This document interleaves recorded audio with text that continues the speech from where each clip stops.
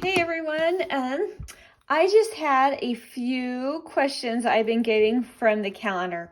So I thought it'd probably be easier just to make a quick video and then I can link it up to the product so that other people will be able to access it and have their questions answered if they have the same ones. So here goes. First of all, somebody asked what years does it cover? And I made these for 2022, 23, and 24. But you could make your own and it would really work for any year just because it's kind of a neutral template. And I'll show you how that works a little more because that's the other big question. All right, let me find one that I had to alter. Okay, so in the kit, let me get centered. There we go. Okay, in the kit, this is actually glued on, this January. In the kit, this would be blank. And I have 7 calendar pages like this. One of them has the first on a Sunday. One of them has the first on a Monday, one Tuesday, etc. So every single one has one where the first begins on each day of the week. So when you're printing your calendar, you would look at the year you're doing, and let's say 2022 has 2 months where the first is on a Saturday. So you would print 2 of those pages and then glue on the correct month, and then you know which month it will go to. But with that, because these are large files, I didn't want to do one that had 28, 29, 30, and 31 days for each option with the day of the week starting on the 1st. That would be a huge file for you guys. So I made all of them with 31 days.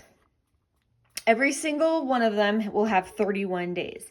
But we all know February does not have 31 days. So if you're looking at that, you can see, oh, you can see it pretty good on camera. In real life, I can hardly see those, but on the camera, you can see it.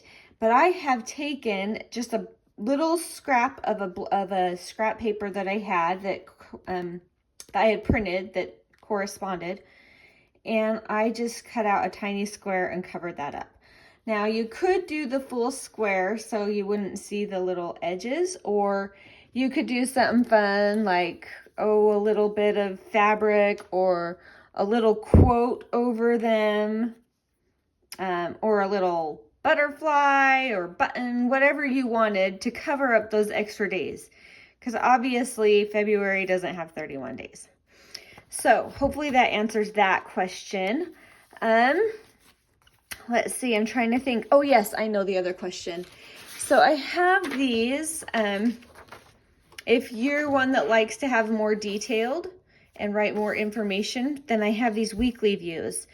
Now, how I envision this is you would write in the numbers, or there are printable numbers in the kit that you could put in, but they're tiny. So I thought it would be fun to just find your own way to add the number of the day of the week if you wanted it.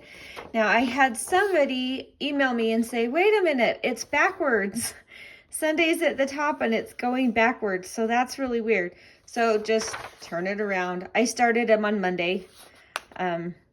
Just because that's how it's more usable. That's just kind of the way my brain works with it. So just turn it around Monday, Tuesday, Wednesday, Monday at the top. I think that's it for the questions. There are a million different tabs like this and a million different little labels like this, so that you can really just customize it for you. I have finished mine up. I can show you the end. Past my calendars, I did not put the weekly view in this one because this is going to be more of a general overview, but I did put the budget in every month because that's something that I use a lot.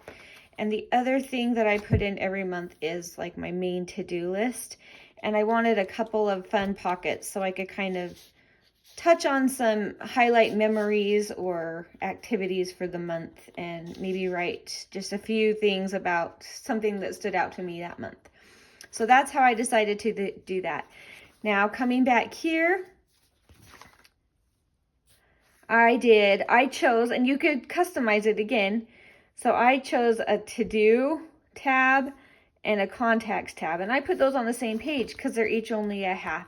This is just if I get new contacts and I don't happen to have my phone, or there's something important that I need to remember to add into my phone, I can do that there. And obviously we don't use that a lot with our phones nowadays, but some people like to have it written down. I kind of work with both. Now this one, I tabbed it as to do because I didn't want to put gift ideas because then my kids would be like, ooh.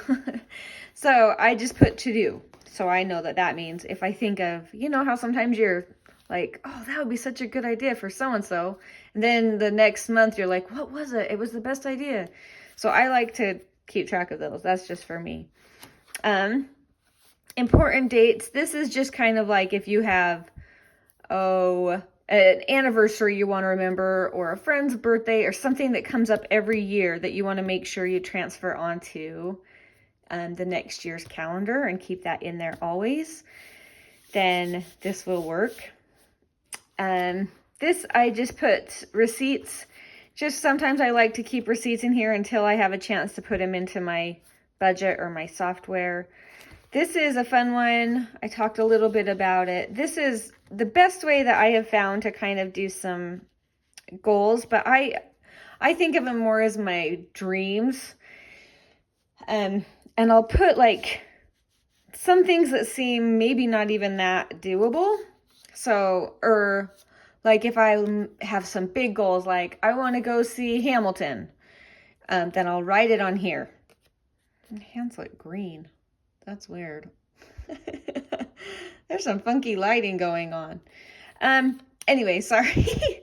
So I'll put like just some fun big goals I have, and put them in here. And then it's just kind of nice to have them always right there, because when you're always kind of checking it out, I think that your mind and your body kind of naturally work toward those. So it's just kind of an empowering goal setting system.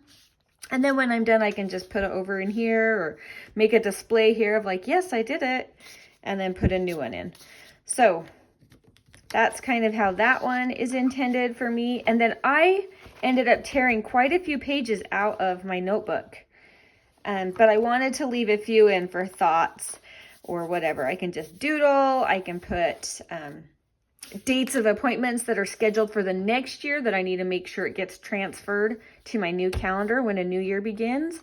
And I just left like 4 or 5 pages in here to just have a little extra space, but I took out the extras because I didn't want to bulk it up anymore. Now, one more thing that I did is there is underneath this white paper in the background, there is a huge, it's a cover of an artist's notebook.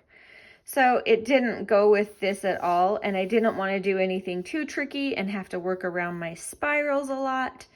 So I just took off the back cover and took out one sheet of paper from my notebook, and I moved it up so I could fold it over the cover, and I just glued it down right on the cover, and it's just nice because it fits perfect. Like if you look close, you can see the perforations right here. So that's just a notebook page that I flipped over on the top, and then I put the back cover back on. So the back cover's just a chipboard.